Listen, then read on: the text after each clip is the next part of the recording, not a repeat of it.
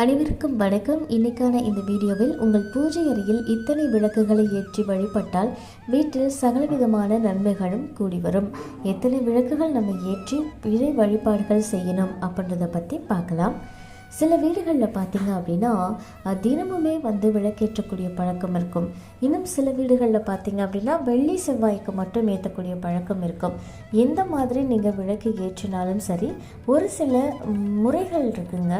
அதில் முக்கியமான விஷயங்கள் இருக்குது. அதெல்லாம் தெரிஞ்சுக்கிட்டு ஏற்றுறது அப்படின்றது ரொம்ப நல்லது. விளக்கிட்ட வீடு இருளாது அப்படின்னு சொல்லுவாங்க.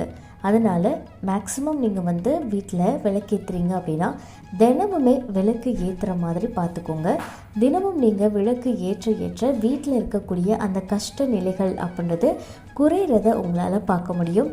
தினமுமே காலை மாலை அப்படின்ற இந்த 2 வேளைகளுமே வீட்டில் விளக்கு ஏற்றிட்டு வாங்க. நல்ல ஒரு முன்னேற்றம் அப்படின்றது உங்களுக்கே தெரியும். அதே மாதிரி வீட்டில் நம்ம எத்தனை விளக்கு ஏற்றணும் அப்படின்ற குழப்பம் நிறைய பேர்கிட்ட இருக்கும். நம்மளுடைய காலகட்டத்தில் நம்ம மூதாதையர்கள்னு சொல்லுவாங்களே, நமக்கு முன்னாடி இருந்த மூதாதையர்கள், அவங்களுமே பூஜை அறையில், நிலவாசலில், வீட்டுக்கு பின் வாசலில் அப்படின்னு சொல்லி நிறைய இடங்களில் விளக்கு ஏற்றிட்டு தான் இருந்தாங்க. சில பேருடைய வீட்டில் இந்த விளக்கு மாடங்கள் எல்லாமே இருக்கும். அந்த மாடங்கள்லேயே விளக்கு ஏற்றி வழிபட்டுட்டு வந்தாங்க. ஆனால் இன்றைக்கி இருக்கக்கூடிய சூழ்நிலையில் வீட்டு மாடம் இதெல்லாம் நம்ம வைக்கவே முடியாது. அந்த மாதிரி இருக்கக்கூடியவங்க விளக்கு ஏற்றுறது அப்படின்றது பார்த்திங்கன்னா மேக்ஸிமம் பார்த்திங்கன்னா வீட்டுக்குள்ளே ஏற்றுவாங்க. அப்புறம் நிலவாசலில் ஏற்றுற மாதிரி இருக்கும். துளசி மாடம் வச்சுருக்காங்க அப்படின்னா துளசி மாடத்தில் ஏற்றுற மாதிரி வச்சுருப்பாங்க. இந்த மாதிரி விளக்கு ஏற்றுறதுல சில விஷயங்கள் இருக்குங்க.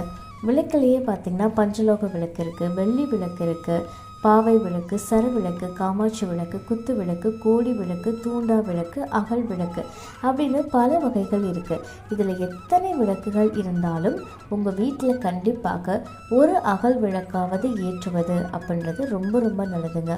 முக்கியமாக பார்த்தீங்க அப்படின்னா சுவாமி கும்பிடும்போது பூஜை ரூமில் ஒரு விளக்கு ஏற்றி என்றைக்குமே வழிபாடு செய்யக்கூடாது. அதே மாதிரி இந்த மஞ்சள் பார்த்தீங்க அப்படின்னா நீங்கள் இந்த மாதிரியில் வைக்கிறது, பலவிதமான முகத்தில் பூசி குளிக்கிறது, இந்த மாதிரி எல்லா விஷயங்களுக்கும் பயன்படுத்துகிறோம். இது நல்ல அதிர்ஷ்டத்தை நமக்கு கொடுக்கும் அப்படின்னு சொல்லுவாங்க.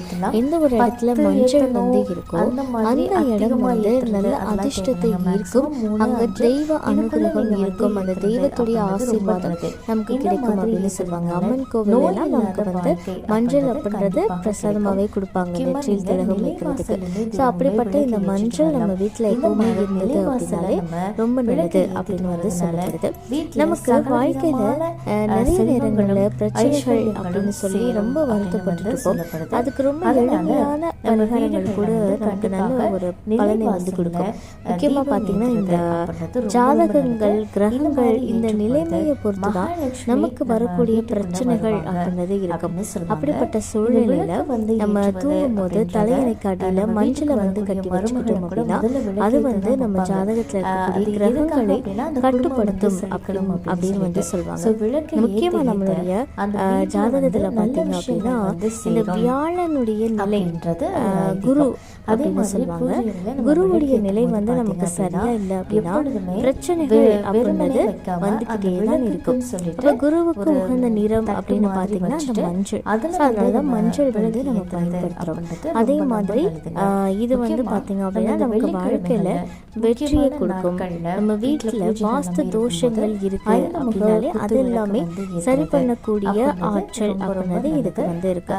நம்ம ஜாதகத்துல அந்த வியாழன் வலுவாக இருக்கணும் அப்படின்னா இதை நம்ம செய்யலாம். உங்களுக்கு ஒருவேளை வலுவிழந்து இருந்தது அப்படின்னா மற்றபடி நிறைய பிரச்சனைகளை ஏற்படுத்தும். அப்படின்னா திருமணம் தாமதமாகிக்கிட்டே இருக்கு. எவ்வளவு இடத்துல வரன்னு பார்த்தும் சரியான வரன் அமையல அப்படின்னா அந்த குருவை நீங்க வலுப்படுத்த வேண்டியதா இருக்கும். அப்ப இந்த மாதிரியாக நீங்க செய்யலாம். தலையணைக்கு கீழே மஞ்சள் கட்டி இருக்கு பார்த்தீங்கன்னா, ஒரு மஞ்சள் துண்டு அதை வச்சு நீங்க தூங்கும் போது நல்ல ஒரு திருமண வாய்ப்புகள் அப்படின்றது நமக்கு ஏற்படும். இது ஒரு எக்ஸாம்பிள் தான் சொல்றேன். இப்போ உங்களுக்கு நீங்க தொழில் பண்றீங்க வியாபாரம் பண்ணுறீங்க, அதில் நல்ல ஒரு நிதி நிலைமை ஏற்படணும், அந்த நிதி பிரச்சனைகள்லாம் சரியாகணும், ஒரு நன்மை அப்படின்றது நமக்கு கிடைக்கணும் அப்படின்னா இதே மாதிரி நீங்கள் ஒரு மஞ்சள் தூளை தலைக்கடையில் வந்து வச்சு கொடுக்கலாம். இப்போ சில பேருக்கு பார்த்தீங்கன்னா அடிக்கடி கெட்ட கனவு வந்து நைட்டில் முடிச்சுட்டு உட்காந்துருப்பாங்க. அந்த மாதிரியான கெட்ட கனவுகள் இருந்தும் விடுபடுறதுக்கு இந்த மஞ்சள் அப்படின்றது நமக்கு உதவிப்படும்.